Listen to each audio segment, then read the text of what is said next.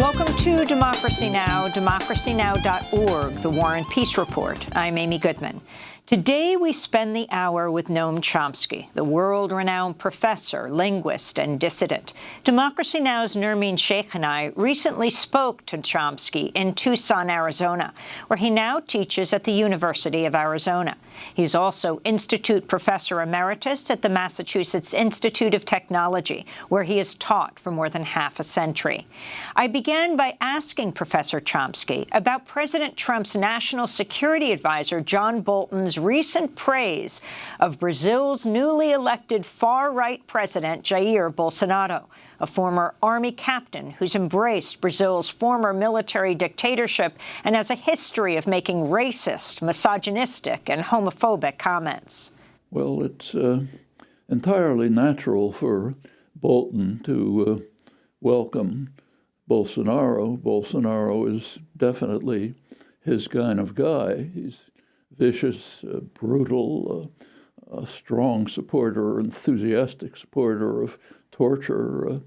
He was a little bit critical of the military dictatorship because it didn't kill enough people. He thought it should have killed 30,000 people like the Argentine dictatorship, which was the worst of the U.S.-backed dictatorships in Latin America. He wants to throw the country open to investors, turn Brazil into a kind of a caricature of a country. This includes opening up the Amazon to his agribusiness supporters. It's a serious blow, if not even a death knell, to the species. Means genocide, virtual genocide for the indigenous population. According to Bolsonaro, they don't deserve a square centimeter. But by and large, just the kind of guy that Bolton would greatly admire. Among the cabinet ministers that Bolsonaro is likely to appoint is Paulo Guedes. Could you say something about his background? He's going to be Bolsonaro's chief financial advisor, the head of this so-called super ministry, combining the current planning, finance, and industry ministries. What is this person's background? Well, Guedes is an ultra right-wing Chicago economist. He's spent time in Pinochet's Chile. He's been very frank and open in interviews in the Brazilian press about his plans. It's very simple, as he puts it, privatize everything.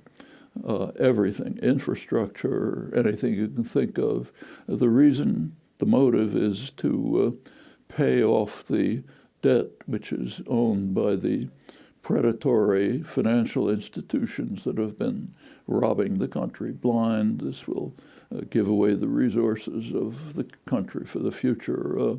As I mentioned, one part of it is Bolsonaro's favorite program of opening the Amazon to agribusiness. So that's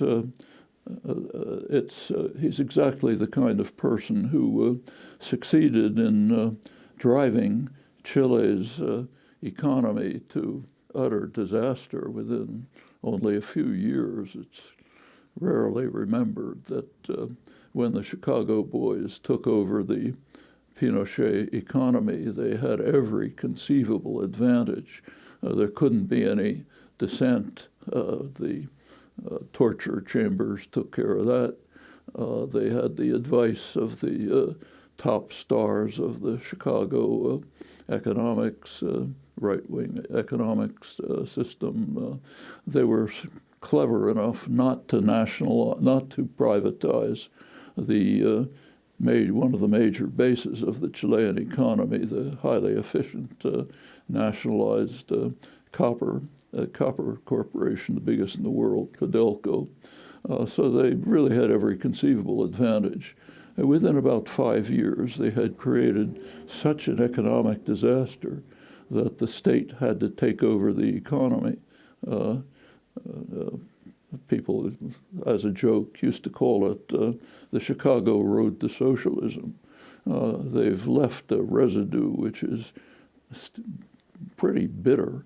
The pension system doesn't work. The educational system's collapsed. So this is the man who's one of their great admirers is now taking over the Brazilian economy. And it will be a heyday for investors. Stock market loves it. They think they'll be able to rob freely. Brazil does have enormous wealth and resources, which they're glad to get their hands on. For the future of Brazil, it's a disaster, I think. For the region, quite harmful. One of the things that Guedes has already said is that they may pull Brazil out of Mercosur, the South American international trade system that had been established, that in fact Lula had pushed forward. And for the world, it'll also be a potential disaster, destroying. If they proceed to destroy the Amazon, that is a very serious attack on the environment. But again, that's just in line with Bolton, Trump, exactly what they're doing right here. It's their counterpart to recently opening up huge areas of the West for further exploitation of fossil fuels to accelerate the race to disaster, which is not very far off. So again, two peas in a pod. They should get along fine with one another. During an interview with a Brazilian TV program in 1999, Jair Bolsonaro said, "Through the vote, you will not change anything in this country. Nothing, absolutely nothing. It will only change, unfortunately, when one day we start a civil war here and do the work that the military regime did not do, killing some 30,000, starting with FHC, then President Fernando Henrique Cardoso, not kicking them out, killing. If some innocent people are going to die, fine. In any war, innocents die." That's a quote from Bolsonaro from 20 years ago. But the description of what he is known for in Brazil right now, for decades he's openly praised the country's former military dictatorship, once saying the dictatorship should have killed 30,000 more people, as we just heard. He also has a history of making racist, misogynistic, homophobic comments, has spoken in favor of torture, threatened to destroy, imprison, or banish his political opponents, has encouraged police to kill suspected drug dealers, once told a female lawmaker she was too ugly to rape. He also said he would rather hear his son had died in a car crash than learn that his son is gay. You were just recently in Brazil, where you also visited Lula in jail, one of the few people who've been able to do that, high-profile people, and actually speak about it to the press after. Talk about who exactly Bolsonaro is. Are you afraid that the country will descend into a military dictatorship? And where Lula stands in all this today? Well, let's start with Lula. There has been a long, slow, right-wing, what's often called soft coup. One step was impeaching the president, Dilma Rousseff, 2013. She was impeached on derisory charges by a parliament of thieves. The most dramatic vote for impeachment was, in fact, Bolsonaro's. When he voted for impeachment, he dedicated his vote to the chief torturer of the military regime, who, in fact, had been responsible for the torture of Dilma Rousseff herself. So that was his dedication when he voted for the ridiculous impeachment. It's a competitor for one of his most vile moments. There's plenty of competition. The next step was to ensure that Lula would be put out of commission. He was far and away the most popular political figure in Brazil, so in order to carry off the right-wing soft coup, it's necessary to get rid of him. He was sent to prison for 12 years is virtually a life sentence, solitary confinement, barred from receiving books, press, or journals, and crucially, the courts decided not permitted to make a public statement, unlike, say, a convicted murderer. So he's silenced, put away. Then comes the next step, there has been a major, in fact, I think he should be regarded as probably the most important political prisoner in the world today. Then came, there had been for years, by the media oligopoly, which is quite right-wing, demonization of his party, the Workers' Party, PT, towards the end of the campaign, there was a massive increase in demonization and lies over social media, which was utterly scandalous. That's where most Brazilians get their information, so-called. And it was,